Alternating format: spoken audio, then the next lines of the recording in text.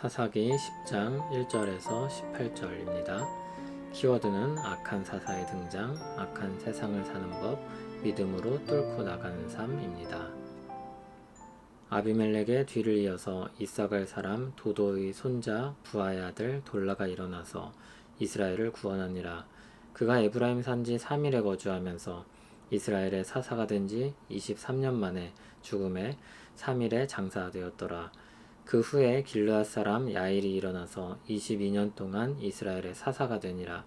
그에게 아들 30명이 있어 어린 낙이 30을 탔고 성읍 30을 가졌는데 그 성읍들은 길르앗 땅에 있고 오늘까지 하본 야일이라 부르더라. 야일이 죽음에 가몬에 장사되었더라.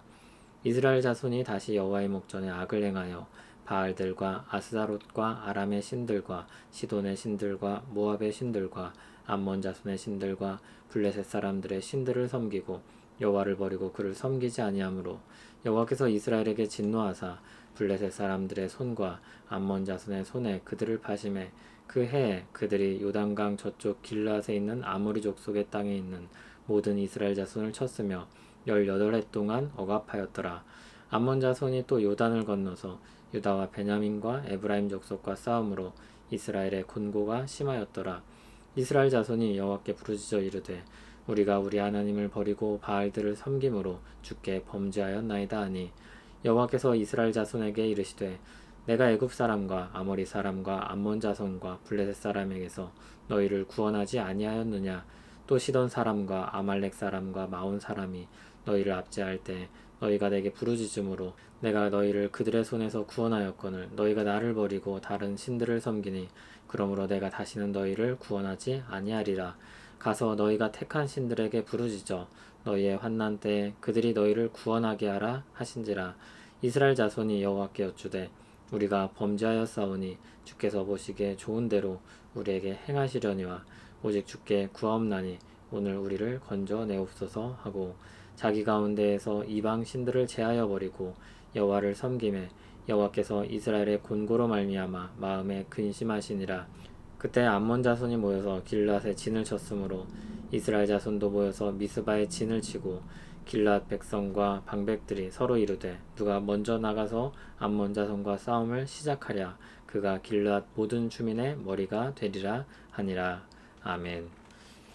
이제 기드온과 아비멜렉의 이야기가 마무리되고 돌라와 야일 그리고 입다에 대한 배경이 나옵니다. 돌라는 아비멜렉의 뒤를 이어 사사가 되었습니다.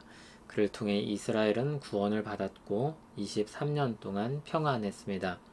또 야일이 이스라엘의 사사가 돼서 22년 동안 다스렸습니다. 그런데 야일은 이스라엘을 구원했다는 언급이 없습니다. 다만 그에겐 아들 30명이 있었고 그들에게 많은 혜택을 주었다는 기록이 남아 있습니다. 아들 하나에 성읍 하나였습니다. 40절을 보면 길르앗 땅에 30명의 아들에게 주었던 땅을 하본 야일이라고 불렀습니다. 하본 야일은 야일의 마을이라는 뜻입니다. 대대로 부와 권력을 소유하기로 작정한 것입니다. 야일은 사사였지만 이스라엘을 위해 섬기기보다 그의 권력을 사유화합니다. 그는 악한 사사였습니다. 6절부터는 입다의 이야기가 나옵니다. 사사가 등장하는 배경이 이스라엘의 악행과 그로 인한 하나님의 징계였습니다.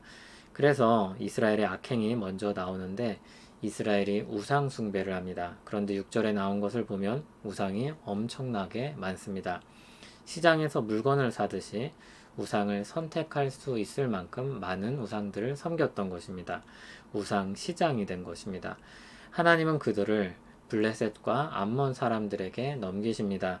18년 동안 억압을 당합니다. 이스라엘의 곤고가 심하였다 했습니다. 이스라엘 자손이 여호와께 부르짖습니다. 자신들이 우상 숭배했다는 것을 고백합니다. 그러자 하나님은 그들에게 그동안 그들을 구원하셨던 일들을 말씀하기 시작합니다.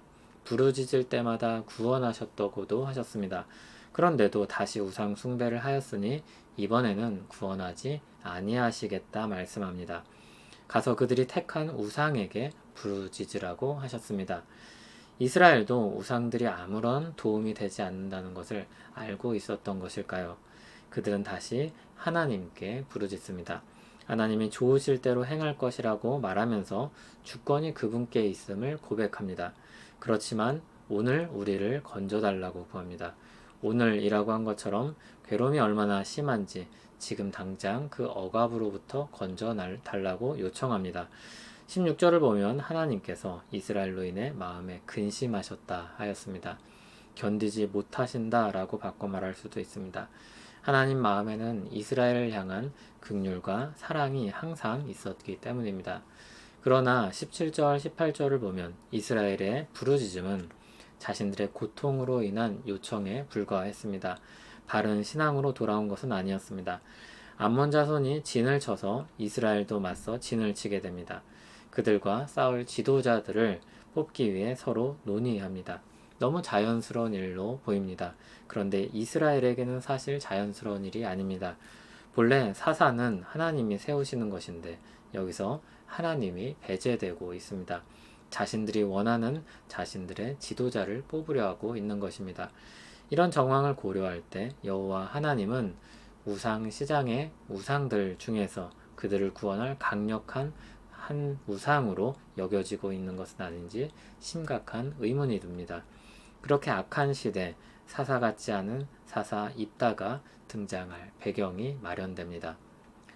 사사들의 시대는 점점 악한 모습으로 짙어져 가고 있습니다. 아비멜렉 때도 악한 모습을 보았지만 이제 사사들까지도 그런 분위기에 동조한 사람들이 나옵니다.